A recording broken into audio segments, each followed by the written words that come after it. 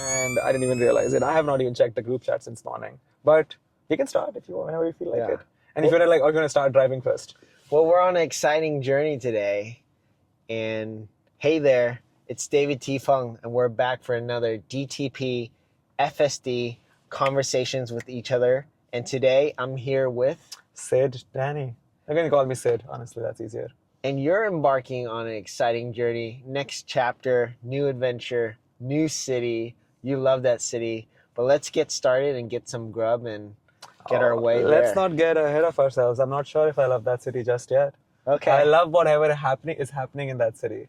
Well, you told us a story how you've moved cities or places in Los Angeles for every year cycle. I would say I've been moving pretty much every year since I was 15. So I've lived in so I've not moved cities every year, but I've lived in a different apartment complex and a different living situation every year for the last 15 years. Yeah. This was the place where we are right now, which I thought was going to be like a long-term place. So I bought all this furniture, and then AI kind of just like kicked off at this amazing pace last year. Right. Where I was like, okay, for somebody who's in this industry to like not be in SF right now, I'm missing out. Well, so I decided to like make that transition. Well, that's the main reason I'm going. Well, let's punch in the address and dive in deeper. Why San Francisco? We could talk about Paul Graham's essay on cities as well, and the ambition of cities. Oh, interesting. But let's punch in the address. Okay, let's do it. Do you have it already saved up? Yeah. So is it San Francisco? Are we going all the way there? Not San Francisco. We're not going to San Francisco today. Navigate to Bulan, Thai, Silver Lake. You said they have great vegan food there, right? Or Yeah. vegetarian? Oh, love it. Oh, it is a vegetarian. Oh, wow. It's a vegetarian kitchen. They do like mimic meats and stuff, but we could choose whatever we want. By the way, are you sure this is active, right? Yeah, okay, they're cool. going. We got Both good of them are signal going. there. Awesome. And awesome, we get to do a reverse situation here. Wait, my car doesn't do that. Well, we're in hardware 4 here, so Damn, okay. let's get going here. Everybody who thinks that Tesla has not achieved self-driving is so living in 2020 or 2018, 2019. And it shows up the red when the car is there. See, that has been going on since 2011, I would say, since 2021 when I bought the car. So 2021, I could see that too, but like going in reverse, I still have to do this manually in hardware 3 and 12.6 where I'm on. Well, you're the first friend and episode where it's reversing out of a parking stall. So I'm excited to experience this with you there, as we got 2 beeps from people. You have the rainbow. Okay, yeah, I like it more like Super Mario, Smash Brothers energy. Hell yeah. There, and it'll take us about an hour. Oh, journey. wow. It's far. I did make reservations already, so I mean, by the time we reach and the time that we are getting there, it should be fine. And I think it's 16 miles. It's only taking an hour because the traffic right now is going to be absurd. That is something that I'm not going to be missing in SF. Yeah. Sorry, missing about LA and SF. Because SF, LA has sort of like created this construct in my mind where everything is so far. Right. Because even if I want to like meet a friend who's in Hollywood, and because there's no good public transportation, I just like don't make plans which are like too further away, if not in the west side, because it's just so far. And that was the same mindset I was going in SF as well when I was looking for apartments. And after I went there, I realized it's just a 7-mile city. Yeah. Like it's so small that you can live on one corner of it, and you can like go to work on the other corner and not be worried that you're going to be late in the morning. It's essentially an island. It sounds like you're living in the heart of San Francisco, right? Yeah. Do you know which neighborhood yet? Potrero Hill, close Okay. to Mission, yeah. That's where I'm gonna living. be a beautiful area to walk to. Dude, I have an amazing apartment as well, so I'm very excited about it. Hopefully it all works out. But yeah, I have a very nice beach view sort of apartment there. Well, not as close to where I live here, where I can literally go to the beach, but I can see the beach from my room. So I'm excited about that. Like it's large windows. It's going to be a new chapter, and with everything that's going on in AI, going to SF right now, I mean, you're also aware about it. Like the energy that city has around tech, especially for tech people, I think it is the best place to live on earth if you are working in that industry. Yeah, you mentioned briefly, ever since you were 15, you moved a lot. From your earliest memories and definition of it, what does home mean to you then if you moved a lot? It's such a funny question. Like I've never been able to fully grasp the definition of home. Like home is where I feel like for now I say where my parents are. So if my parents are still in Surat, that's a city that I was born in. So Yeah. that is always still home because that's where my parents are. That's where I grew up. I was born. So I can say that as a home. But I've not lived in that city for more than 2 months in 15 years. For the longest, I've lived there for like 2 or 3 months when I was coming and applying for colleges in the US, and I kind of went back home for a bit. Yeah. But that's the longest I've lived there. So is it still home? Because every time I go there, the city's landscape changes.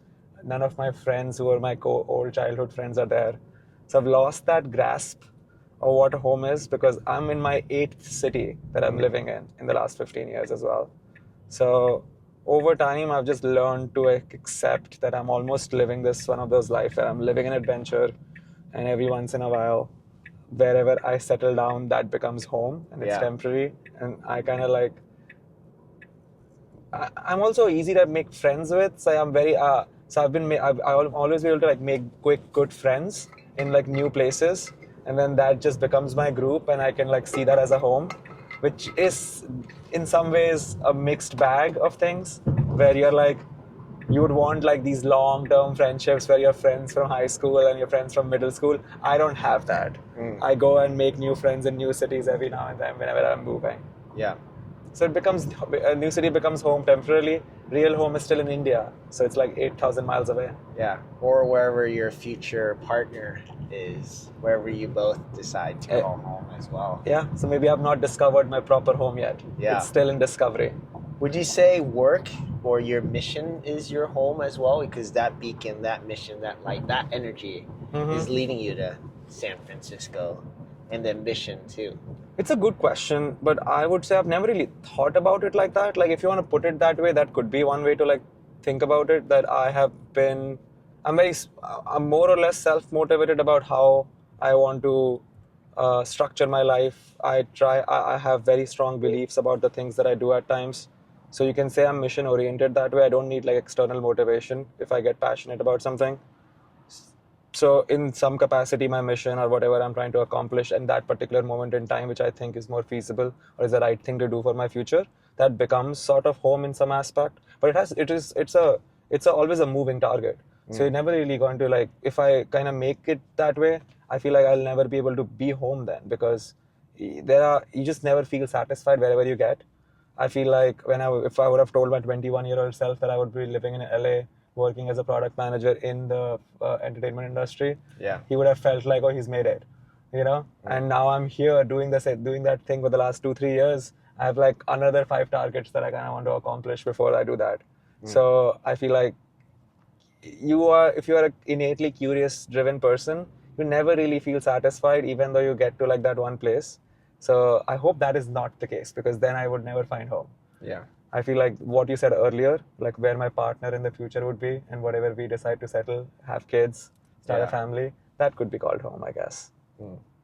I know. I was not expecting this conversation to go into this trajectory. I thought we would just be talking tech, but I like this. This is fun. I mean, there are authors and artisans behind and in front of the tech as well. It takes a human soul and experience to create the tech as well. And that's why I asked, because there is a human of emotions, experiences, and journeys. I think if we look at all our heroes, whether it's Jobs or Mother Teresa or Martin Luther King, or oh, you went in very different trajectories with all three characters you named. My heroes aren't just in tech. There's this understanding. Even Edwin Land, the inventor of the Polaroid, created that for his daughter because his daughter is like saying, why does developed film take so long? And his obsession of light and photography and capturing that, all self-study, no university, dropped out of Harvard, created that. Or even Walt Disney created an amusement park for his daughters because he saw the existing one was not inadequate. Right. Fascinating how little things can drive you to do these grandiose things that change the world in many ways. Yeah. I know. That goes with what we were discussing earlier. Like if you're self-motivated, you don't really need something to drive you. Just like latch on to something and then it kind of like just builds on top of itself as you like start compounding it, which is quite fascinating on how human how much power humans wield in themselves to like change the world. Yeah. Like Sam Altman says this quite often, right? Like humans can will themselves to change the world into their and bend the world in the way that they want it to. But most people don't even try to do it. But some people with like just resilience, great hard work, can actually do it. And many people do it, like the ones that he just named, Edwin Land, Walt Disney, Elon Musk. If that's still To add controversial. as well. I mean, Musk is being out front. I was reading this book, The Space Barons, and there's the contrast of Musk being out there, bold, loud, fast with SpaceX. In contrast, Bezos with Blue Origin, very quiet. He's very secretive and slow as well, but they're starting to pick up Project Kuiper and their launch sequences. I think there's multiple. Wasn't SpaceX angles started before? Wasn't Blue Origin started before SpaceX?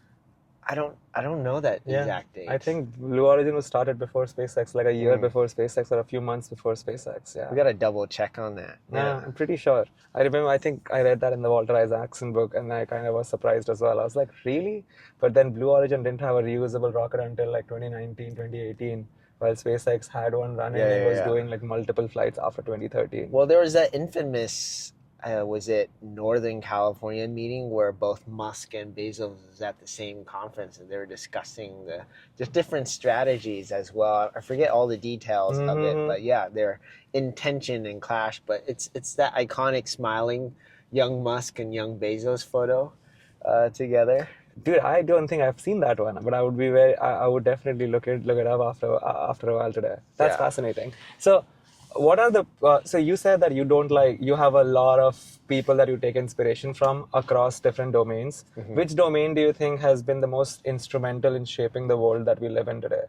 Do you think that it's more different types of artsy domains that we have, or it's like more technology focused, or even within technology you want to like carve out a few that you feel like are the special ones that have like have had the biggest impact on society?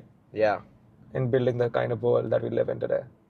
I would be like very curious to pick your brain about this. I feel like you would read a lot in very different topics. I read poetry and study lyrics from singer-songwriters like Bob Dylan or Bob Marley, to name another Bob. There's something about music, just to start there, that's one of them, that moves or evokes you. Tchaikovsky and Stravinsky themselves didn't write lyrics to their music, but there's this emotive tug or pull within their orchestrations. Okay, are they, which genre that would be? Those are mainly classical music. Got it. Russian area, or Leonard Bernstein, a more modern contemporary in the 70s, 80s, 90s. Okay. Vivaldi with the spring movement as well. But I start with music because there's a shared experience when we go to a concert, a club. Very good point, yeah. Or a shared dance floor. When we all sing the same lyrics, there's that human power and happiness and joy. There was this chart that Chris Williamson, the podcaster, put on today, and I was looking at the spectrum of happiness, and he said on top it was lovemaking, which is essentially sex, but the second one to emphasize this moment was music and that shared experience, and so that's why I bring it up. And it's about that human connection and energy shared as well. I really like this point. Music is very good point that definitely shaped the world in a certain way, and it like moves and changes and flows and evolves with time, with people's taste, perception. So vividly. That's so cool. Yeah, music is definitely one.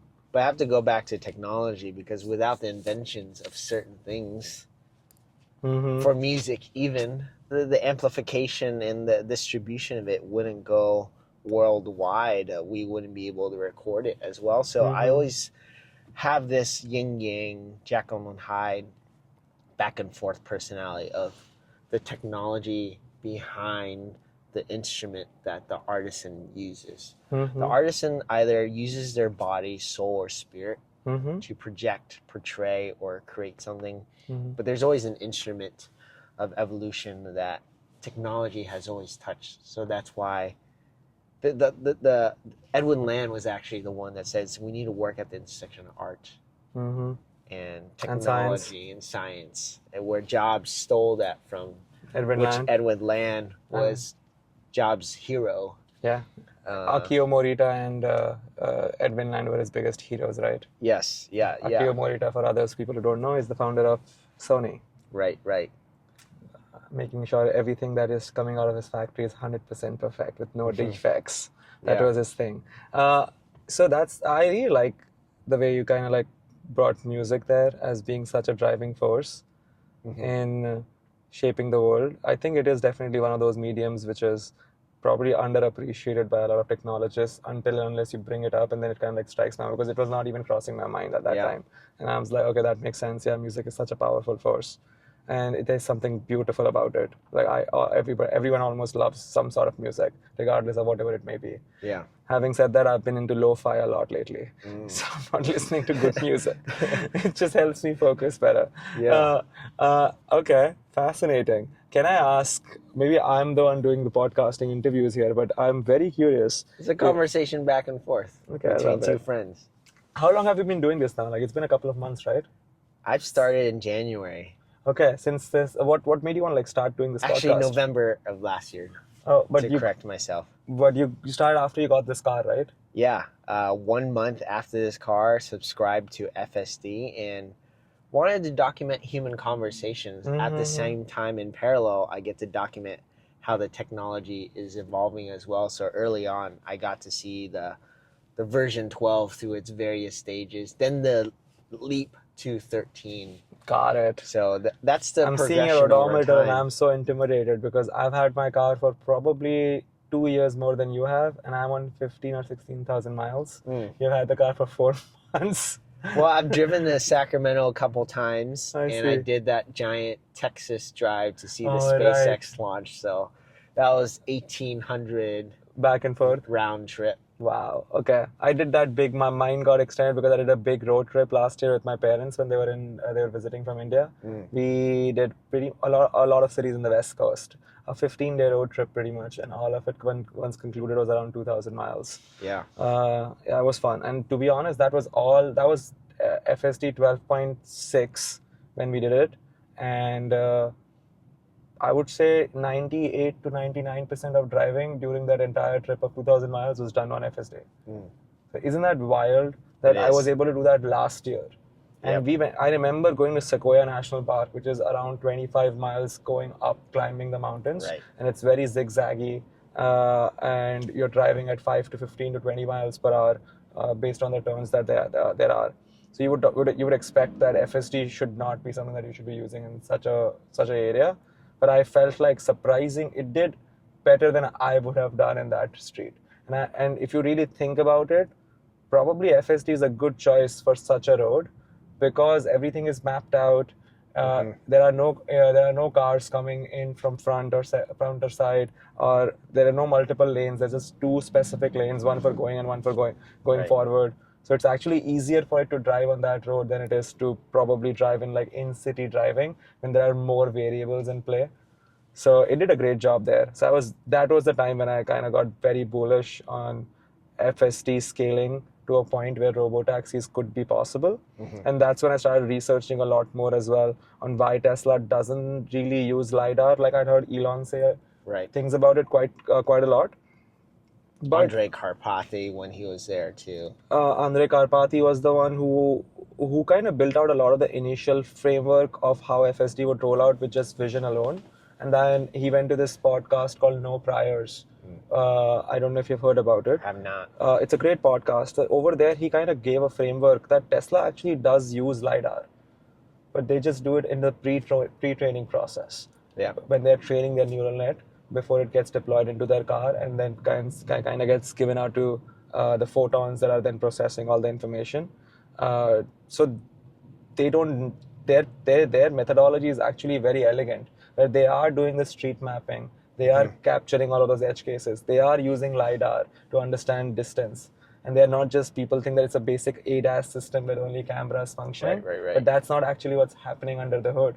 They are doing a very rigorous pre-training process to train the neural network with all the extra sensors that they need. But then they think that in the post-training part where it's deployed and people are using it, you don't need those sensors. Those are just like extra steps. So they have a very end-to-end elegant workflow that I think is, in my opinion, right now underappreciated, just because they haven't really proven a robotaxi framework just yet. Yeah. But I'm pretty confident that they would be able to roll something out in the next couple of months in Austin. Right. They're doing the systems thinking, and I saw in January that they're hiring extensively in Austin, Houston, Las Vegas, and Los Angeles. As remote controllers as well, right? Remote controllers, so they're collecting data that way as well. Yeah, I mean, Tesla has been collecting data for quite some time. Like, I kind of wanted to get become part of one of their because you have a USB stick in here. I'm sure you know that, which kind of stores all the footage that gets recorded. Yep, all my dash cam stuff. Yeah, so Tesla hires and pays people because Tesla, you can like get a safety score on your driving. Yep. So if you have consistently, I think 95% plus driving score, you can become one of the people whose data Tesla collects on what good driving looks like. And then what you would do is like you take the USB stick out, upload it overnight. Tesla gets uploaded to Tesla servers, and then they use it to train their neural network. What's now done all over the air. Well, I don't think the car. So they're not hardware for. Yeah, it is. Yeah. Homar's catalog always posts like his data uploads every night on X. Interesting. I've seen this guy's YouTube channel, so I didn't know that it was done over there. But that's much smarter. Yeah. I think if it's done. But then, if your car is not connected to Wi-Fi, then it wouldn't happen, right? So your car has to be connected to Wi-Fi somehow. Yes. Okay. My car is connected to Wi-Fi right there in my parking stall, so I see the uploads at night. And you have Starlink too, right? Starlink when I need to. There's that is so cool. How has the experience been using Starlink? It's fantastic when you avoid the various barriers, such as trees or buildings. You just need a good line of sight. Oh, interesting. So if there are barriers, like because the wavelength is so small, like the internet becomes shoddy even after using Starlink? Yeah, or things similar to like a 5G situation where a lot of concrete or you're just against a tall building. Just not a lot of area on the dish itself. What type of waves are they using for Starlink? Do you know? Like, is it still radio waves? Or I would assume not. It's still radio waves, doing the light beams. And then what's the speed like on Starlink? Like, is it like around 80, 90 megabytes per second or no? I have the Starlink Mini, and when I was in Texas, I got up to 120. 120? Wow. Yeah. In Los Angeles, I've gotten 60, 70, on average 85. Got it. In Texas, clear sight. Even when we're zooming down the Texas 80 miles per hour road, my dad was using it. He was getting decent 80, 70 in motion. I've uploaded podcasts while driving down from Sacramento or for long road trips as well. Isn't that fucking amazing? Okay, then tell me this, like... To add, Gwen Shotwell uses it for her calls with Elon and for SpaceX too. I mean, Elon did the All-In All-In Summit 2 years ago. Remember that? On Starlink, where he's like going through Washington, D.C. on his jet, and he like chimes in and just calls from Starlink. Wasn't that insane? Yeah. Like, that's just so wild to me. I can't believe that something like Starlink exists right now. Yeah. How much do you pay for it monthly? So there's two plans of $179, which is the unlimited. $50 and you get 50 gigabytes. Yeah. So, wait, $50 and 50 gigabytes and 170 is unlimited. Yeah. So, but you don't want to continually keep on paying if you're like driving in city and you don't need it, right? So you can like turn it on and off. You can switch on and off anytime, pause it, cancel it anytime, no contracts. So if you're going on a long road trip for like a couple of days, even though you're like, it's just like such a good thing to get, I would assume. Yeah. Very smart, dude. Like, see, that's why I think Elon Musk is the greatest entrepreneur of our generation. Not even our generation. I think he's the greatest entrepreneur probably ever. Because he's doing things at a scale and doing them in a fashion where he's almost inventing industries and then other people kind of come in and join. Sure. Or he's just doing things that are just considered sci-fi, so nobody even tries to attempt it. And then he's kind of making those things a reality. Yeah. Like the fact that he's doing Neuralink, the fact that he's doing reusable rockets, trying to go to Mars in the way that he's trying. And even if he doesn't get sustainable energy, vehicles and infrastructure. Yeah, I mean, people think that Tesla is just cars, and I'm just like, You are so misinformed It's an about energy everything. company. It's an energy company. Robotics soon. The robotics soon, they're transitioning into a robotics architecture, but they were almost Merch doing. company. That's the boring company. Well, I have some Tesla merch. I know, even I do. I mean, that's every Elon Musk company. I'm sure he's making hoodies for X.com as well now, right? Yes. So Elon and the merch hats are out. Yeah, hats are out. Okay, I'm not surprised. I mean, Elon is such a good marketer, man. He's also like, I think that's what makes him a very good entrepreneur as well, because I think he has this ability to like be passionate about the things that he does, but not in the way and like have this self-belief that he would do it, but it spills over that other people who work for him or work with him get that passion, and then it gets them gets them passionate about the things that he's like envisioning with his companies. At the same time, that self-belief as well that yes, they will accomplish it. Like FSD should not work in the way that he was planning to do it earlier. And if I'm being honest with you, I don't think it would have worked if so there something changed, right? Like in after ChatGPT came out, and once the transformer architecture and diffusion models kind of became a thing where image generation through just reinforcement learning was possible, right? 2022 era. I would say 2020 to 2022 era. So because Transformers paper was written in 2017, right? So up until 2019, the way Tesla was trying to solve FSD was again C++ code, because they kind of like was showing off a lot about that. We replaced the entire stack, and we are doing real-time neural nets after that, where it's writing code if it needs to automatically, like just to put it very simply. So they also adapt and change their architecture and framework. And the previous approach that they were taking for like a decade, I would say from 2013 till 2019, probably would not have worked.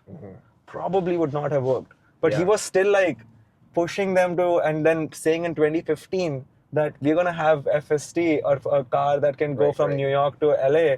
In 2015 interview that he gave, I don't know where he gave it, but he said that you should be able to push a button and a car will come from LA to New York in 2015. And he said that it will come out in 2016.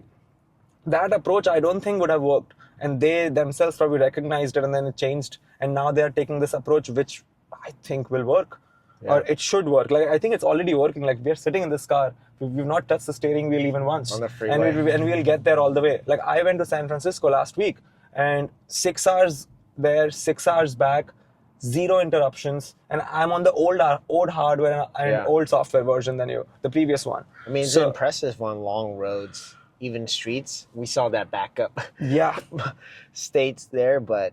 I know. It's your chauffeur at this point. Pretty much, my car's my living room. So, but when I was coming to the point with like the self-belief part, where he just had this conviction where it's so weird to say this line, but it almost felt like the universe conspired to invent new things along the way to make his dream that he was trying to like make a reality happen. And timing too. Timing of everything to work. The technology wasn't even invented yet. The transformer paper, which is like paramount for all of this stuff that is like Google. was not even written at that time. And how funny is this? Like how the ripple effect of things. You know why the transformer paper was written, right?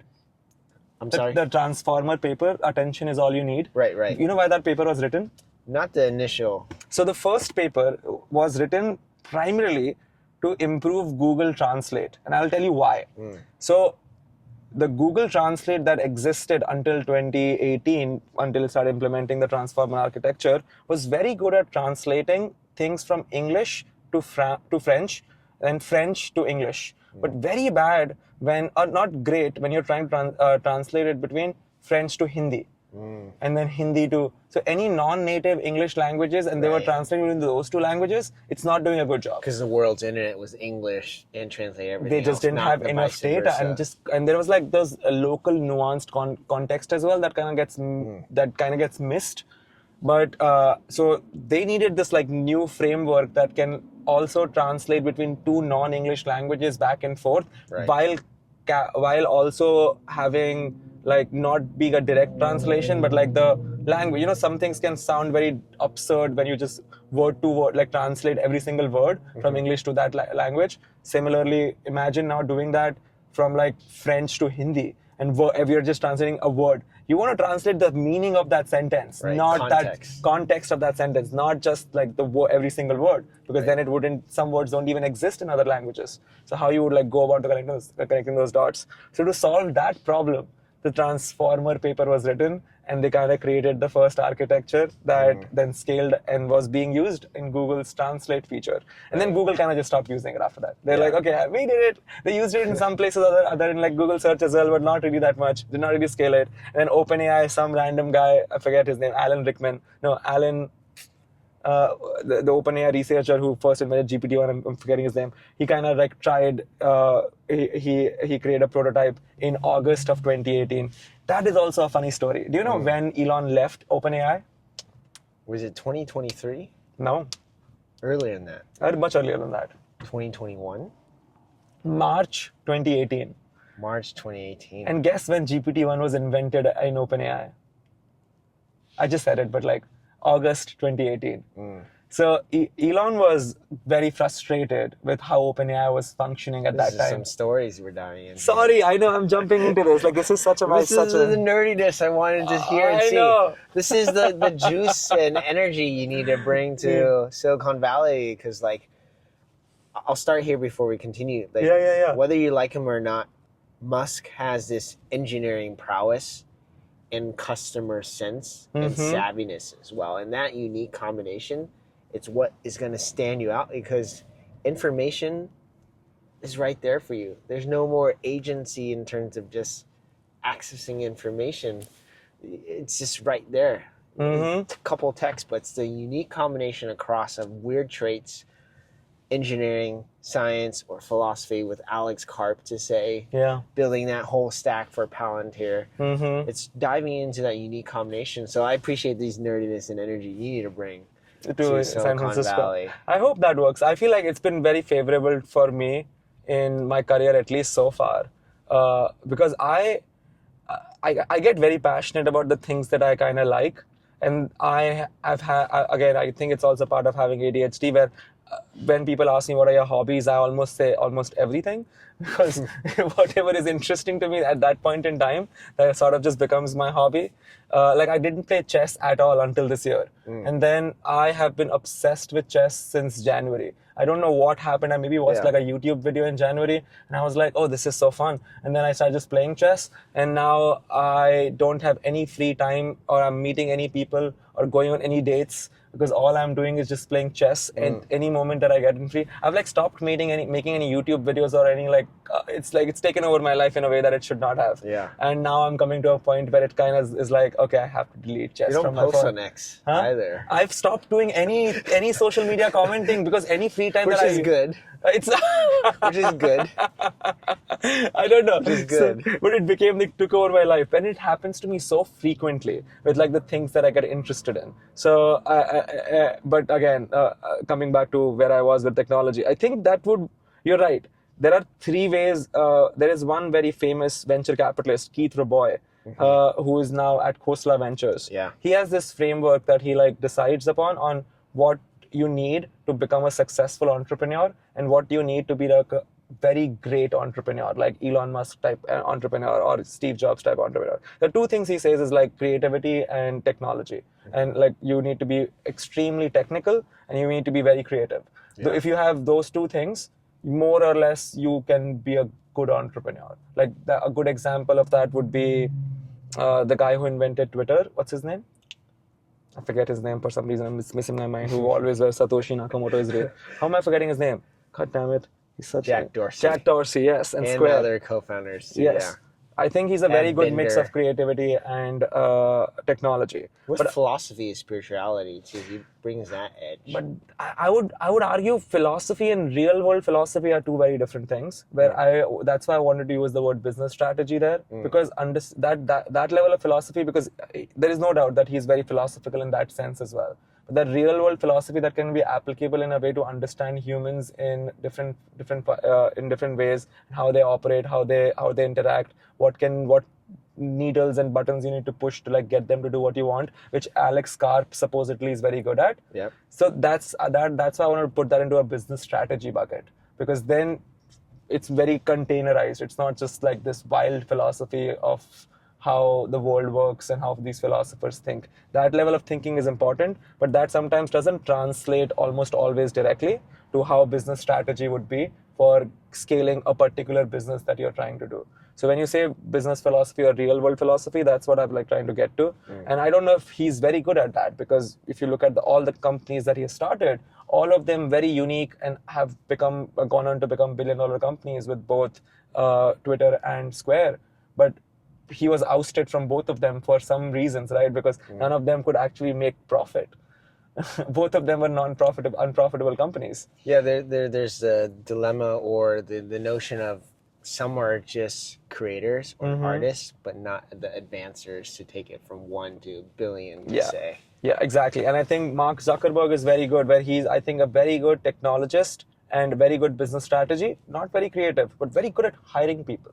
Like, I think he was very good at like hiring the right people to run the right teams for him, and that has been and his ability to like think forward on what a threat for him is going to be in the future is so crazy. Like in 2009, he was sure when Instagram had like less than 1 million users, and he was like, oh, it's going to become a threat for Facebook, and we should acquire them for $1 billion.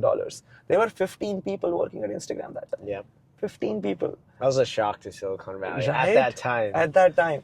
And now if you look at it, like, best investment ever. It's pennies in these days, evaluations, and best investment. I mean, it's like less than 1% because it's a $2 trillion company. If you look at the evaluation of TikTok versus that now, it's like 1 order, 2 orders magnitude. No, yeah, at least 2 orders, at least 2 orders of magnitude difference, which is so baffling, right? Yeah. And he was just running it as an internal project for such a long time. Same goes for WhatsApp, and I think they lose money on WhatsApp. But there is a lot of potential with WhatsApp, and now with AI, WhatsApp, if they can really figure out the right implementation within WhatsApp for Meta AI, bro, that is such a money machine that can become for them. But I don't think they've figured that out yet. But there is a lot of opportunity in alpha there. On Instagram and WhatsApp, it just seems like it's a side note. At least Gemini's throwing it in your face. Yeah, I that's why I don't like. So I'm very disappointed with the current state on how Meta is running and building their AI right now. I don't think they're doing a very good job. Today we had LlamaCon. It was today. Did you hear anything about it? No. Right? It was today. LlamaCon last year was massive. They released Llama 3, which was like the cutting edge open source AI model in the market. Have you been playing around with any open source models in AI? I did try the local DeepSeek ones. Okay. Smaller versions. Did you use the app, or were you running it locally on your phone? No, I ran it on my Mac. I downloaded those versions. Nice. There. Using Ollama, I would assume, or LLM Arena or something? Ollama and outside of Ollama as well. Got it. Hell yeah. I stopped using Ollama because there's still points that they could track. So I wanted more full autonomy command. Got it. Plus, ChatGPT and Claude helped me create all the scripts to pull it, so why not? And then, to be honest, like, I can see a world where open source AI has like a lot of use cases in a way.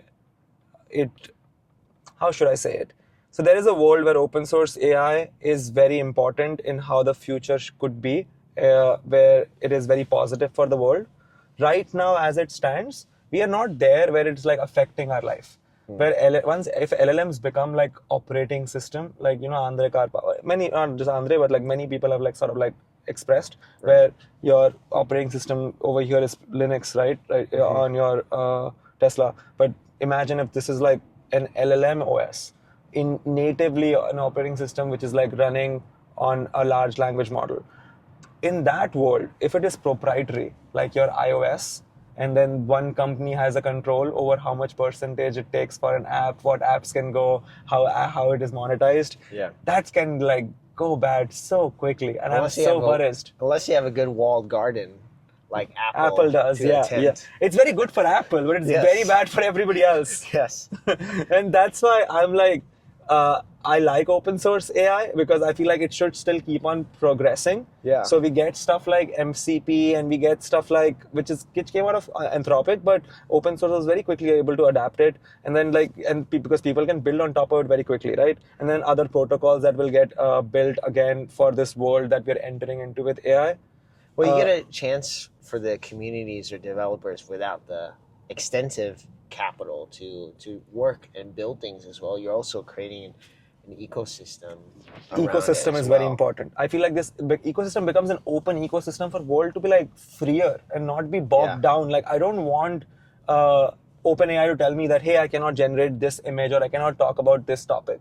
Like I don't want you to be so dictatorial about how I should think. Like that just doesn't seem right. And these open source LLMs, right? And we are talking about only current state.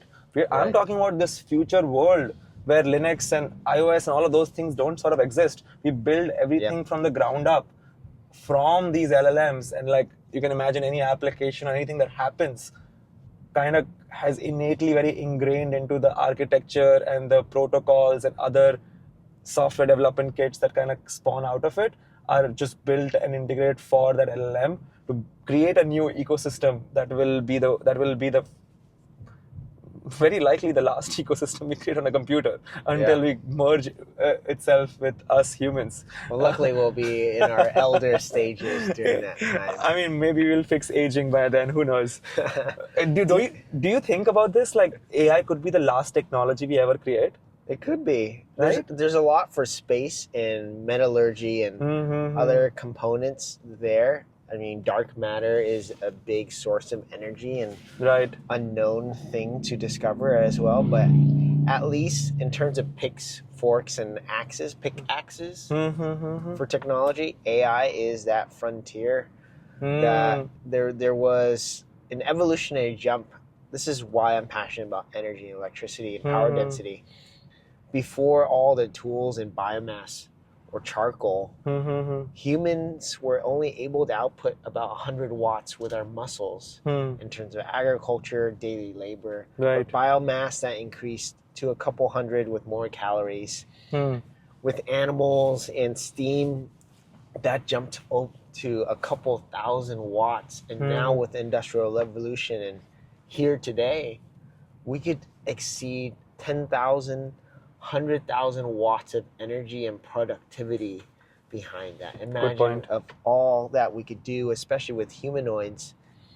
But it's definitely the last frontier of the pickaxe to do work. So in that metaphor.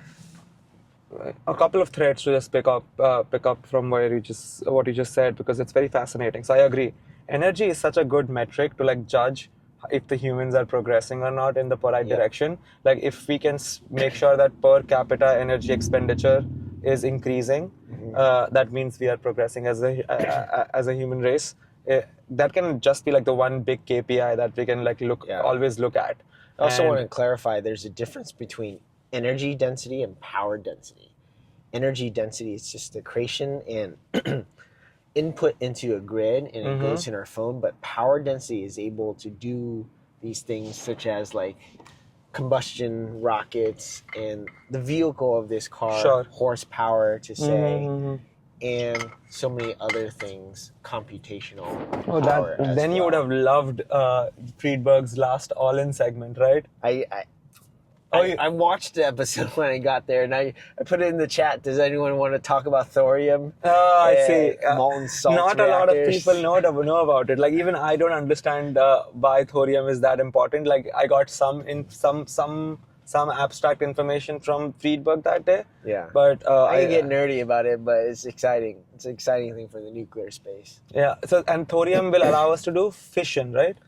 Thorium is mined and used for nuclear fuel, and that element versus uranium 235 or 238, thorium, you could use a majority, if not all, of what is mined. Uranium mining, refining, you only use about 19 to 20% of that source mined. So there's an efficiency and a usage, and you want the most power density. Uranium alone is already a great power density couple magnitudes compared to coal. Mm-hmm. With thorium, just maximize it. And to also the best. available more in abundance, right? Like there's a lot of thorium available in like a lot There's of different a countries. good abundance where China could never need to go to any other source because they have a million square foot, I think. So Million.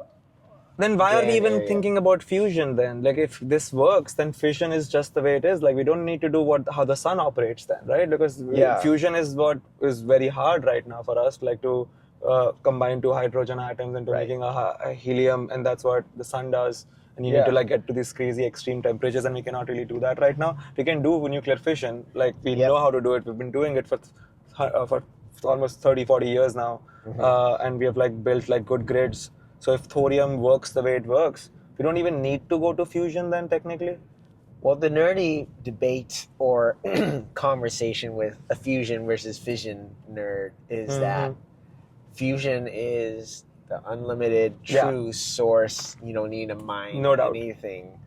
But that's going to take so much capital. And I don't know the specifics of it, but from a construction standpoint, from my architecture background, it just takes about 5 to 10 times more concrete to hold back that type of energy in terms of construction costs and capital costs to build and prove out while they still need to prove out the science. Right. I mean, but there's a lot to work on, but who knows? We might do it for the stars and the spaceships that are needed, that are like Star Trek. Like fusion reactors that way. There's still a long way towards that path, but nuclear thermal propulsion is possible. That was done in the 80s via the U.S. program, SNAP 10. It's all our submarines pretty much that are operating right now are all running on nuclear thermal propulsion. With no reported incidents. With no reported incidents, and they need to come out like what, once a year or to the surface to like get food and change, or a couple of times a year just to like give the staff that is working in those nuclear submarines some fresh air. Some fresh air. And they can run technically forever or every 2-3 years, which is so fascinating. Like we've invented some crazy sci-fi things that doesn't get talked about enough in society. And I also take that back. There's a lot of invisible technology. But I feel like there is this, which is so interesting. Like you can go two ways with that thought that we just discussed, right? Like there was so much stuff that the government was doing under the radar that we were not aware about as society, that in which we were living in. And we relied on government to like be always on the cutting edge of things. But I feel like things changed after the Cold War ended and private industries just took over. And that's why now Palantir is more successful for building out the new architecture and how the government can and could run in the future. And that's where I kind of agree with a lot of what is going on with the, again, could be controversial, sorry about that, folks, but with the cuts to the science departments with what DOGE is doing, just because there was a time when a lot of the research, which was like the frontier research or basic research, which we don't know where this information or this capital is going to go into, and if it's going to be like a fruitful technology for the future, was done in research labs in universities. Yeah. But I don't think that... And space stations. And space stations, yeah. And NASA or these organizations. But I don't think that they were doing those things anymore for the last 20 or 30 years now in the same way. Because if you really look at all the new innovations in many different domains, especially in frontier tech or basic research tech, was now being done by private companies. Like Waymo, private company, private organization spawned, and now we have self-driving cars. Transformer, a lab in Google, within Google Brain specifically, that is just focused it was basically run like a non-profit internally there. Like Google DeepMind, another example. Like DeepMind, before Google bought it, was doing all of these things internally. And then there are other examples that you can spawn off as well, like SpaceX with their reusable rockets as well, another example. So I do think that we have come to this change where private industries have taken over in the frontier research part of things. So the hidden technology aspect, which was so... Which had this allure to it because it was all government controlled and within like these bureaucratic nets and like the NDAs, and no one would talk about it. This like world that we thought where CIA was so far ahead is not, I don't think, a reality anymore, which is so fascinating. And that's why all these nuclear submarines that were built are all like 30, 40 years old. Like we don't have the capacity to build those submarines in the way that we would want to build them anymore, which kind of like Well, it's worries me slow right now. We're still building them, but really really slowly. slowly. I mean, China can build the same, like can build 10 submarines in the time we can build like 1/10 submarine. Like it's so absurd. Like we can't even build one and they can build 10 the same amount of period of time.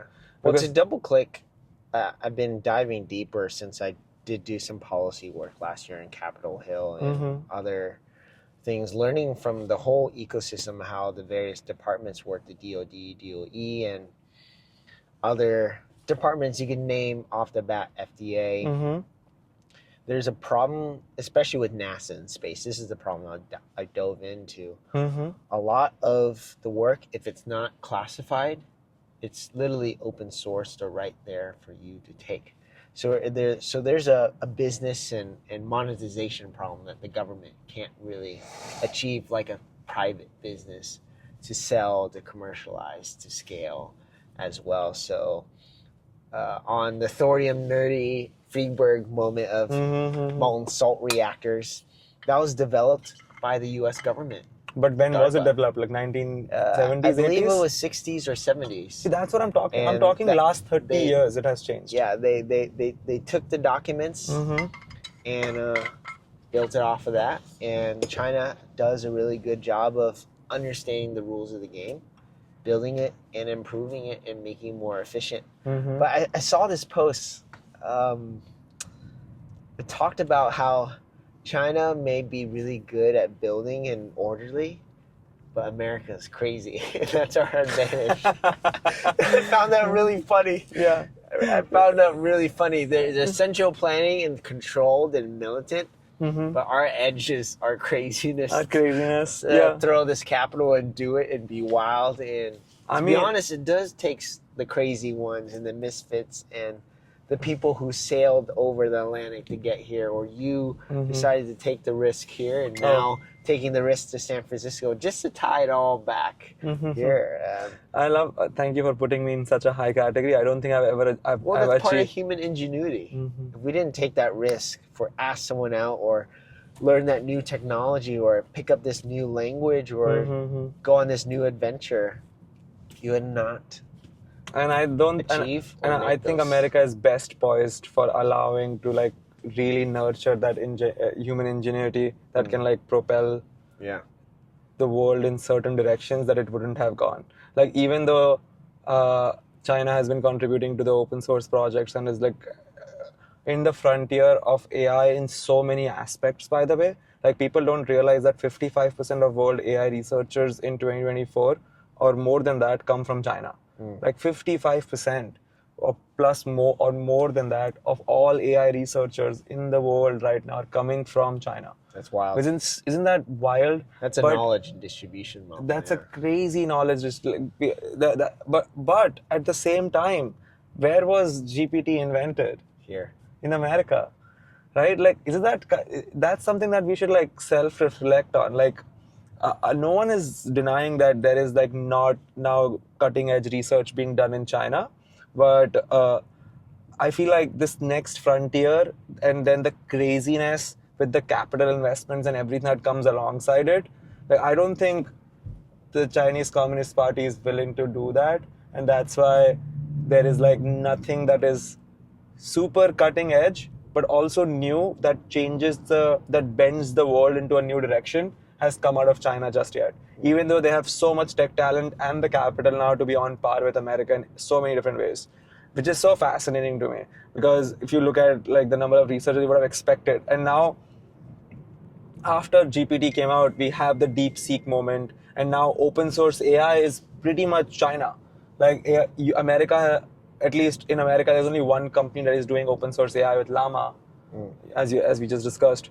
They are nowhere close to where Alibaba is and DeepSeek is. Yeah, like, Alibaba just released something new. The Qwen 3 model, yeah. And it is, the 32 billion parameter model is as good as the O1 model or O1 Pro model. Yeah. Like, that is so fascinating to me. Like, there's a free model which is as good as like the fourth best model in a proprietary space. Yeah. Like Ilya Sutskever went on to this big Ilya Sutskever and Sam, after GPT 3.5 and Chat GPT moment happened, Right. went in like the two different countries to give this like long-winded conversations about the future of how AI is going to shape the world. India was one of them, right? India was one of them. They went to Israel. They went to a bunch of different places. But I'm talking about the one specifically in Israel, where they were talking and discussing about open source AI. And Ilya very confidently at that time, which is 2022, 2023, early 20, like January, February 2023, he said that open source will almost always be a couple of years behind closed source and proprietary because of the capital intensive nature of this business. I don't think that's true. Like, open source is maybe 6 months behind OpenAI. OpenAI is definitely the lead, definitely the lead over everybody else. Yeah. But it's like maybe 6 months behind. Yeah, the Maybe even margin less. is at least 4 to 6 months. Yeah. Somewhere in between. Somewhere. There. At least at this moment. and becoming shorter, but I think that is primarily because of the density of AI talent that is there available locally in mainland China. And the work ethic. And the work ethic, yes. I feel like in Silicon Valley, the work ethic is comparable to the work ethic in China. I would say so.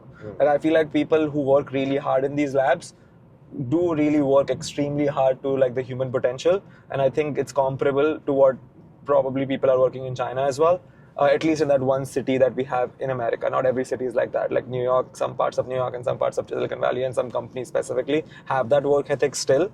I don't think that is largely true for most Western nations now anymore, which is quite sad, because hard work is something that is extremely important, and I don't think it is appreciated in the right way. And I can blame the people, but I would also like to blame the way we have been cultivating the Western civilization as well, because working at Starbucks, working gig economy jobs, people don't find meaning in these, and people work harder in these jobs than sometimes people do at these corporate offices, which is where the definition of hard work is like sort of becoming in a way where it's like it's misunderstood almost, because that's also, both of those things are hard work, where you're doing like something that your brain enjoys, but you're still like working hard towards a direct mission, while you're also like working 70, 100 hours on like in a Starbucks station.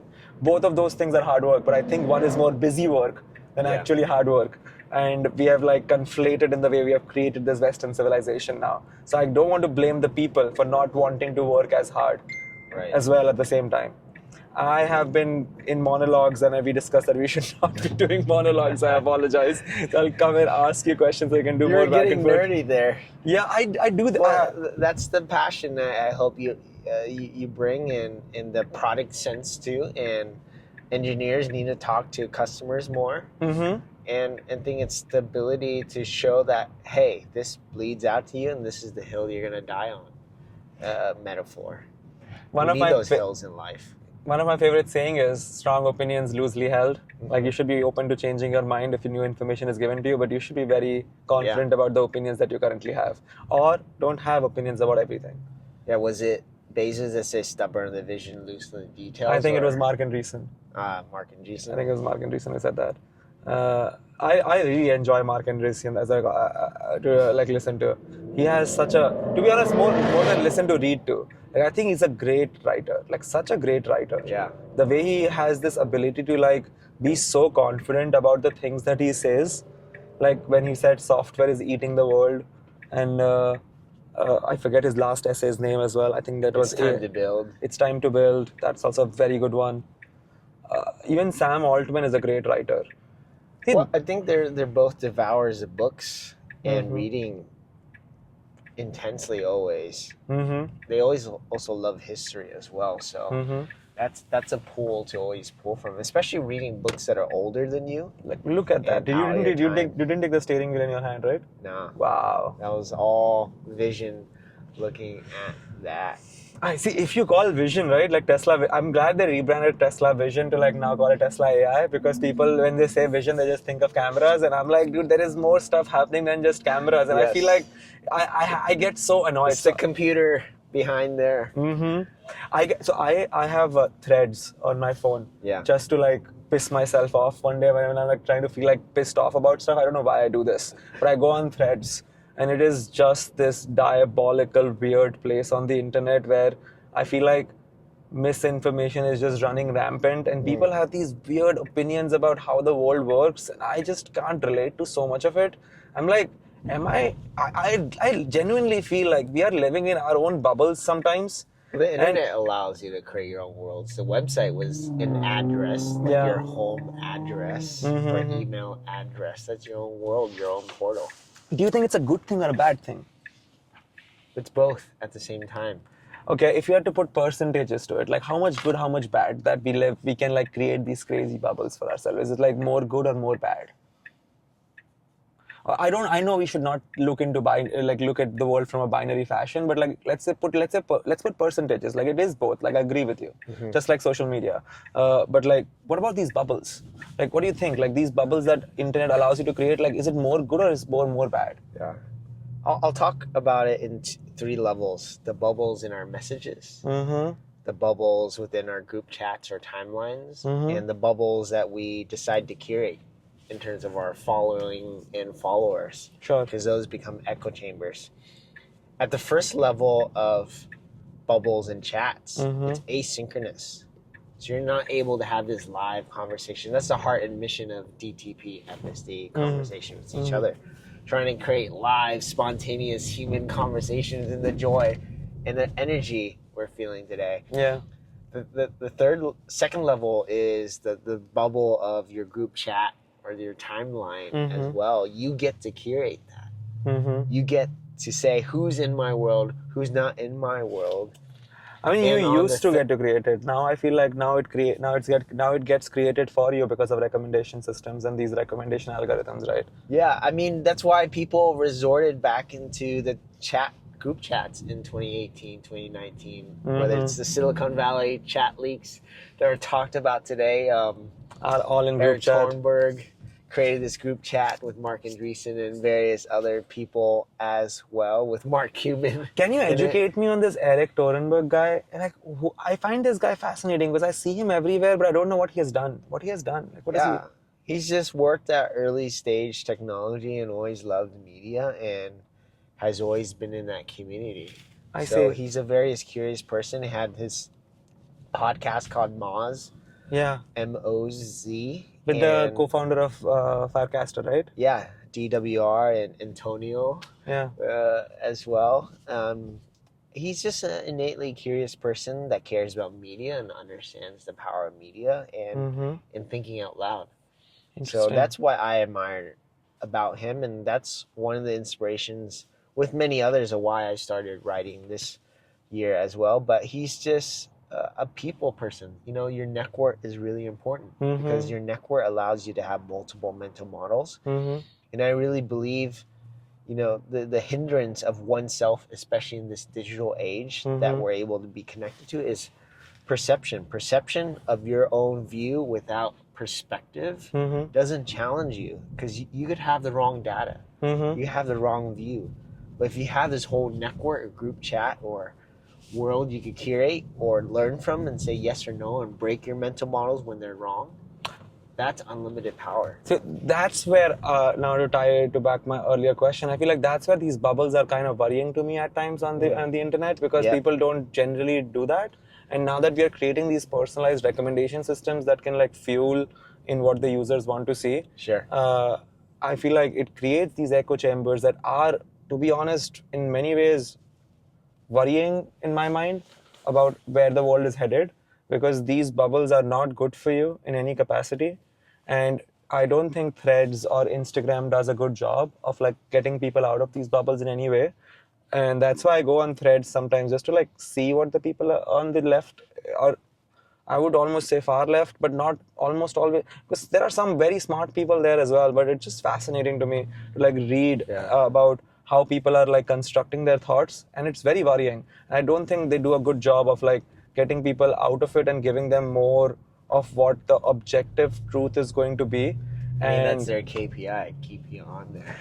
Yeah, I mean, retention is not a good metric. Like, I have been like hardcore, I've been working on retention and to be honest, getting people to come back on our platform and spend more time on our platform for Paramount for 2 years now, so I get it. Like I get it. Retention is a very good monetary incentive for companies to like build towards on how their machine learning algorithms are working. Having said that, I feel like there is some social responsibility that they have as well in this situation. Then, Yeah, we don't even know what the fine line is to dance on because it's so blurred. It's everywhere now. It's at your fingertips. You can connect with a celebrity or a person you don't know, or a podcast where we met as well that had an IRL component. That's what I was going to tie it back. Yeah. It needs to be a world where there are digital touch points in our life, but there needs to be physical footprints where there is this dance of back and forth. It's translated to IRL as well, not just a siloed in there forever. Like John, I'm not gonna say his last name, but at the All In meetup on Saturday, the energy of the group chat WhatsApp moment just feels like a monologue that keeps going on and people chime in here and there. But IRL, you got to go back and forth to create reasoning, to understand the psychology of things and nuances of things as well, body language. I love sitting in a room with somebody and having a conversation than I do texting with them over the phone. Like there is just not. I personally, I don't think I'm a very fast typer, anyways, and I like to. I don't know. When I'm typing, I don't think my brain works the same way when it is working when I'm like talking to somebody and like understanding. Like it just doesn't work the same way, so I don't like it. So I prefer as much as the more communication I can have with you face to face, or even via Zoom as well. Like I feel like it's just better than like just texting. But texting is the most least efficient way of doing it. Like I can do it on my when I'm like peeing, I can do it when I'm walking, I can do it right before sleeping. Like it just seems very efficient. So I understand why it is the median that is, to be honest, the most common way most people communicate now in 2025. Like it is, I think it even trumps conversations as well. Texting is probably the number one medium for us to communicate between humans and technology at the same time. Like that's why chat as an interface for OpenAI and these AI models has taken over. Because I think chat is the most efficient way to communicate with these models, followed by voice, and then probably the best, or voice could be number one, I'm not sure yet. And I think chat is still more efficient just because it can be done in many different scenarios, while voice cannot be done in many different scenarios. But then that's only for English, I guess. Voice can, because typing in different languages and not having the right keyboards is much harder. So I guess voice is more scalable. So voice probably trumps in terms of like the how much big the target market could be if voice becomes the main way we communicate with AI. And then it's followed. Then it's probably chat.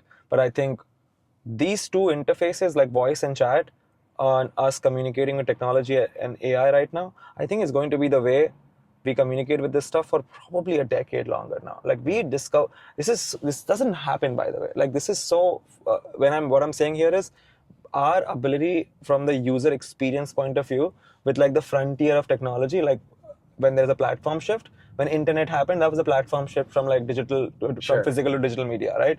But give some examples. So from when we moved from when the browser got invented, right, and we were looking for like the most efficient way to communicate on this new ecosystem that we have just created, which is on the internet, right? That was on the browser, the keyboard, so that's like keyboard typing and mouse. Those are the two ways we were using it. But that was not the most efficient way. The most efficient way was actually when the iPhone came in and we started using the internet on our phone through our fingers and scrolling up and down. That was the most efficient way. It was not even invented yet. I mean, BlackBerry unlocked that culture of SMS texting in some really ways, fast. Very, very, very fast. But the IoT part, the Internet of Things. And then using the iPhone where you can like scroll things, communicate with the internet this way, probably is the most efficient way, better than keyboard and the mouse. Like to communicate on the internet. Because it's natural. The human interface design team, I talked to one of the team members, shout out Freddie and Zuris. He said like they wanted to make a natural human way to interact, the slide to unlock, the skeuomorphic applications early on as well. But now we have AI, which is another platform shift. But it's so, in my mind, I am pretty sure that the best way to communicate with AI is going to be when we can just think and it understands, right? That's not invented yet. Sure. Or Close. we're close. Like Meta is close. There are other companies that are close. But the second best way to do it is likely through texting and talking, which was the first way it was introduced to the rest of the world as well. Chat GPT. And chat is likely the best interface to communicate with AI as well. It's in the name. Which is so fascinating that we got this new platform shift of like world-changing technology that is going to have such a big impact. And the first time it was introduced to the world was also introduced with the best user experience that is likely possible for humans to communicate with this technology. Isn't that fascinating? I don't think that's ever happened before. Because when the personal computer was invented, there was logic boards. Mouse wasn't invented. Sure. And then mouse came in, and then mouse became like the best way to communicate with it. Vanderbush's paper on what the computer looked like didn't look friendly. It looked like a giant printer over here, a keyboard over here, and all these other components that was big as a desk. And you've seen that meme or GIF where over the years the computer getting smaller and smaller and smaller and smaller. And is literally that big. Vanderbush of MIT at that time was thinking of the computer being that big. Can I ask who's Vanderbush again? He is a computer scientist. He did work at Utah as well, early on VR in the 40s and 50s. Oh, wow. Correct me, chat, or in the comments. But Vanderbush, was key to thinking about the computer and how it was for the mind. The computer was for the mind. Interesting. Because Alan Turing was later then. Because Alan Turing was right pre-World War II, right? So the one that he invented, his computer was around like 1943, 1942. And that I thought was the first computer. These guys were already thinking about it, but MIT has the first logged computer in history. I see. There. Got it. Okay. And that computer looks sort of vastly different as well. So that's why my whole point with this, where I was going, was that I think there are like multiple reasons why I've thought why ChatGPT like just got so mega viral and is like the fastest growing consumer application in almost all ways, is because we got this big platform shift technology. But I think for the first time ever, this new platform shift technology, when introduced to the rest of the world, was because GPT-3 existed in the platform playground, which was like non-chat, but only like nerds. Like I was using OpenAI platform playground in 2021 January when it came out. So like 2 years before ChatGPT came out, I was playing around with GPT-3, but there was no chat interface because they had not invented that yet. Sure. But when it was introduced on the App Store and like for the world to use, it was introduced in the best way humans would likely communicate with it for the long time, for the for the next 10 years as well. I mean, it reminded me of the fascinating? early instant messaging days when I was like a little kid, and Yeah. the AOL CD from Burger King I got for 90 days to access the internet with dial-up. It was that fun. Or even AIM. Yeah, I don't remember AIM. You weren't in that era? I mean, I was in India, so we were like behind Was on. it not? Oh yeah. AIM never came to. I was Yahoo Messenger, that's for Okay. sure. Like Yahoo Messenger, MSN Messenger. MSN Messenger I also used. Yahoo Messenger was like the main way we communicated until Facebook came and dethroned everything in 2008. I think 2007 is when I made my Facebook account, or 2008 when I made my Facebook account, and I just like got hooked after that. And then Yahoo Messenger just like slowly died down. So those were like the ways. And Orkut also had like their chat interface, which was also fun. Like I was a big Orkut user as well. I got super lucky to get internet and a PC fairly early on in India. I think I got one in 2005. So when I was in 5th grade, which is fairly early for India. I was going to ask you, how did you get into technology? Did you program? Did you code in India? Who bought you your first computer? Do you even remember the make and model? Yeah, I mean, it was random, I would say. I remember we had an HP desktop. And then I think the machine that the CPU was probably just like a put together machine that we just bought off. We just got somebody to like make it for us, because computers were being sold in India at that time. Like the first time I ever used one was in the computer lab, writing C++ code to make circles and squares and all that stuff. Yeah. And that was something that was my first introduction to it. We had like a whole lab, and I think it was in the 4th grade. 2004, when I first used it. That was the first introduction to me ever seeing a computer and using it as well, which could be quite late for the US, but for India, that was still quite early. And for at least my city in India too. Because my city, I think, was the second school in my city or the first school in my city to have a computer that people could use. Yeah, Waymo. I know. Competition. So that was my first introduction. So writing some code was beginning. I never was into. I'm not a good programmer in any capacity. I don't think I can code very well to what my peers can. So I've never really been very good at programming, but I've always been very interested in like the frontier, what's happening new in tech. So I kind of always stayed up to date in what's going on, jailbreaking my cell phones. That's what I think got me really into it. Cydia. So, Cydia on the iPhone. Oh no, dude! I was an Android user. I got my first iPhone in 2021. Got it. So I got my first iPhone in 2021. My first phone, or my first Android phone, was Samsung Galaxy S2 in 2011. That was the first Android phone, and it was the second or third Android phone to come to market as well. Because I think the first Android phone to come to market was HTC Hero, and then it was Samsung Galaxy S1, and then Samsung Galaxy S2. So as soon as the S2 came out, I was like the first person in my entire school, I remember in my high school boarding school, to have like a smartphone, which had a big screen and I could like connect it to the Wi-Fi and I can watch a movie or download a movie. Actually, the Wi-Fi speed wasn't that good. So you would download a movie and watch it on my phone. Like people would like come and like sit, can I borrow your phone around you to watch porn? And I was like, okay, I'm not giving up. But yeah, that was very common. Yeah. I've had to like do that. I was like, oh, sure, I'll be a guy. I'll give it to you. Okay, fine. I did not expect that, but yeah. You're not surprised. Yeah, are you surprised? And I was in a boarding school too. So we would like go to the cafe. All boys boarding school. Yeah, that makes sense. Yeah, we would like go to the cafe close by to like download all the stuff, and I would jailbreak my phone to allow it to do like all sorts of things that the phone was not allowing me to do. So I think that really got me into it. But one particular movie that had the biggest impact on me was Pirates of Silicon Valley.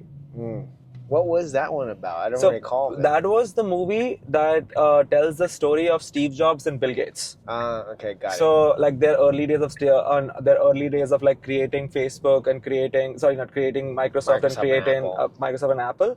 And that one line when Microsoft sort of like steals Macintosh's OS and builds Windows. Right. And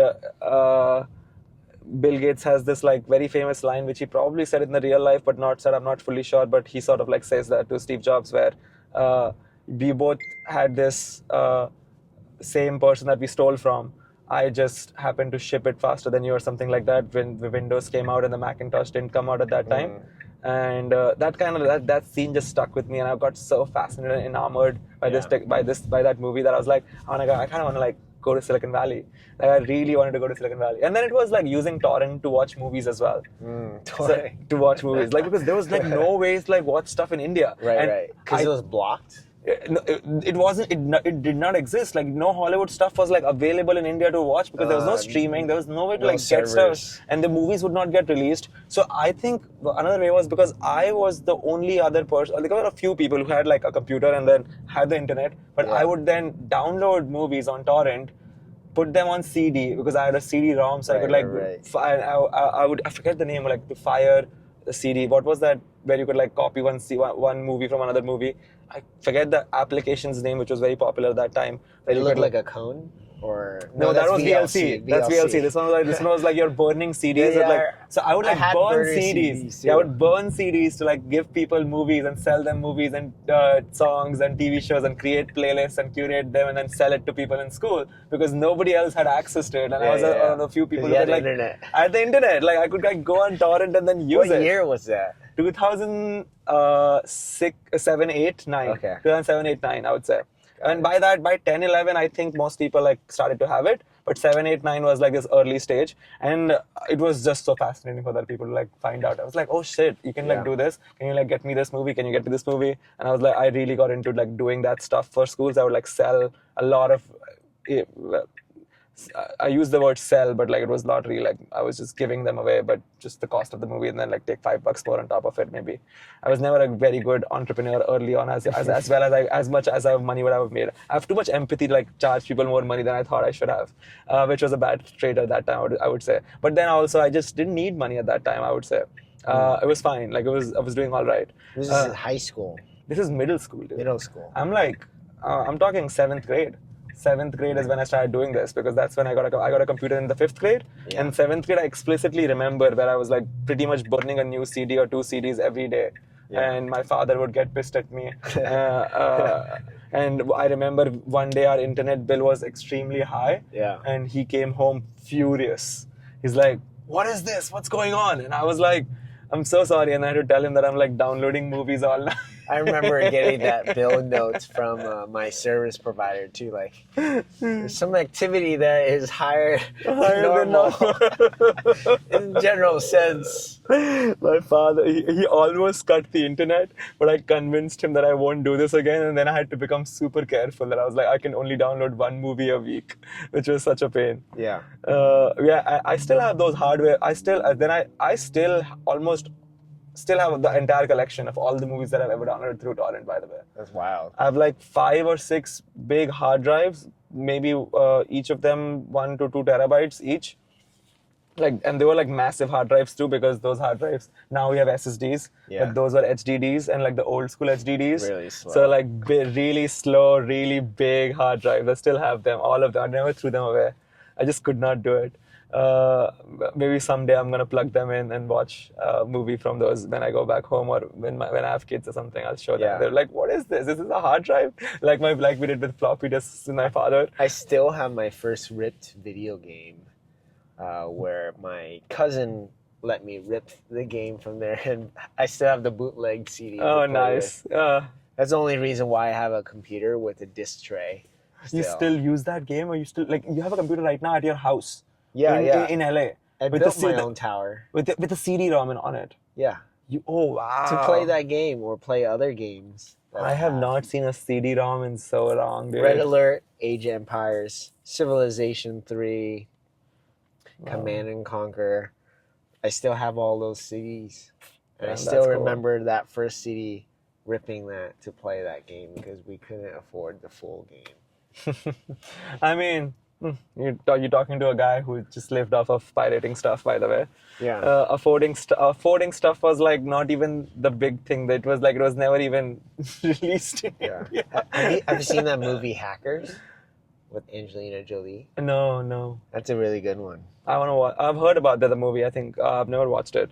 I thought when you said hackers, you were about to almost say the Hacker Man, the meme movie on YouTube. No. Have you not seen the Hacker Man? I have not. Oh, dude, you gotta watch this one. Like, this is something we can show while we are eating on here. It's a very fun, like, 10-minute movie. So it's great. It's like trippy. Like, you get high and you watch that stuff, by the way. But it's very funny. It's very well done. We're getting we have Hitler in that movie, by the way, which is funny. Anyways, we digress. Yes. We're getting to our destination here. Does this end when we the podcast ends when we get there? Yeah, we'll stop and recap of our experience. Won't we still of the continue ride. recording after we are like coming back from when you're dropping me home? It's running an hour now or so. So I mean, I've talked all sorts of nonsense that you can cut out and you can add more stuff because I'm not ready to be done yet. No, we can continue our conversation. It doesn't have to be recorded. But I felt like these conversations are continuous. They're not cut. Editing. There's no editing. There might be some beeping tonight. Oh wow! but yeah, it's a continuous long form conversation. There's like That's no the editing. art of it. No, the only editing is just the beginning and end, how it fades in and fades out. Oh, I see. Okay. And there's the sound I add, but other than that, a couple beeps on some of the words you said. Oh, because I was using will be good. curse words or porn or masturbating and stuff like that. Some more beeps now. Beep, beep, beep. As they would do in the all pod. But fascinating.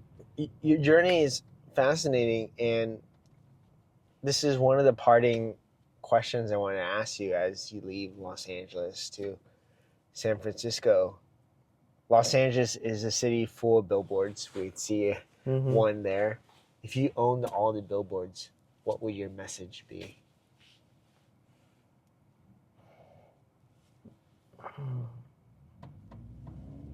Oh no, the billboards, what would my message be? That's a very interesting question.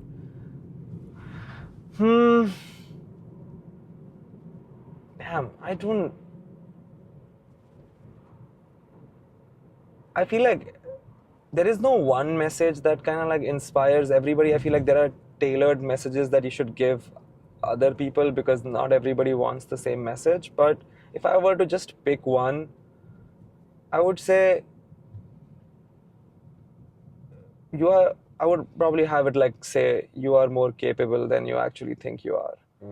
I think most people don't have that self-belief in them. There is a lot of doubt that kind of creeps in society, and I blame the way we have built the early education system in some ways to like do that, and I think it creates this self-doubt. Right. But in comparison and is a thief comparison, of joy. yeah, and that is why most people don't really believe in themselves as much as they should. Like we are way more powerful than we actually think we are, so probably would be that, yeah, have more belief in yourself. Doubt killed so many dreams. So many, yeah. I mean, I would say in many ways mine too. In many, I had to build this over time, like the confidence that I have in my ability over time, in like many years through like going through all these failures, but somehow like not giving up. But I had a lot of self-doubt, and I still do. Like imposter syndrome is something that is very rampant, and I feel like it's a good and a bad thing, because having that imposter syndrome, but coupled with having the willingness to like work towards going away from it is like can help you a lot in like learning many things. But it just killing you and consuming you is where I feel like people lose. But if you just keep on constantly telling yourself that I am capable of doing more than I actually think I am, I feel like people will continue to like foster it and not like let their dreams die. Amen to that. Yeah. Yeah. This was fun. We did not talk about AI as much as I thought we would. Yeah, we touched on the general landscape and projections of it. We didn't even get the AI slop. Yeah. And how to find signal in the midst of the noise there. But not at all, which I thought we would be like really discussing, and I was like prepared to like tell you about all the places where people can find like good AI stuff and like how to parse through the crazy amount of knowledge or information that is being sent towards us by these like random content creators about AI. I get frustrated. But to be honest, people could search that. Yeah, people I know. Chat that easily. I wanted to hear your heart, your story, and your mission, because you're making intentional moves in San Francisco to be in the midst of the storm, to be in the midst of the exponential growth of it, and the buzz, the energy, the iron sharpens iron culture there, where you're gonna not only make connections in the all-in community, but with so many other people as you're part of this startup, building a journey. And who knows, in a year you could be co-founding something as well. Who knows? But this is a day to remember on April 29th, 2025 in Los Angeles. And as we approach our destination here, how did you feel about the experience of the ride with Hardware 4 13.2.8? I think it probably drives even better than you, but I've not seen you driving yet, so I don't know. But this is tremendous, dude. Like how far the technology has progressed in full self-driving is just amazing to see. Let it park too, honestly. And I'm very impressed. I'm really impressed with how much further Tesla has gotten. But when it comes to the podcast, this was a very fun conversation, man. Yeah. Like thank you for letting me go into my monologues in the way that I did. And it was very interesting to hear your perspectives about certain things. And you ask good questions too. Like it's fascinating. Yeah, appreciate your energy and passion. Don't ever let that fire dwindle, and keep that care, because that care and conviction is going to take you far. Thank you. I appreciate you, that. Sid. Thank you, my guy. This was fun. With that, keep going and stay heartful as FSD is making this parallel park. Well, let's hope it does a good job of it. It's cutting close. That is such a tight it's parallel gonna do park. a good job. Yeah. I mean, I've never failed with parallel parking yet. Like it has pretty much almost always done. Oh, somebody's moving now. Damn. So that has never happened to me before when it's like doing. So this parking was not as well done, I would say. Yeah. Well, this guy is Let me go forward here. I would say edit this part out. It's good. It's almost good. Like it just missed that one last turn, I would say. Well, the anomaly was that in the human condition world, that guy just went up. FSD was trying to find its moment, but yeah. That has never happened to me before. Oh, by the way, how annoying is this? Like, is it annoying to like use this? Not annoying me. No? Not annoying me at all. I feel like people were complaining quite a bit about like, oh, there is like no buttons in FSD in Tesla and it's going to be problematic. And I don't miss it. I don't miss the stocks. I don't miss the signals, nothing, right? No, and you could turn on this additional feature here. That one is great to get started and going. But adding the where is it? There is a driving capability in terms of dynamics, where as you shift the wheel and turn, you're backing up.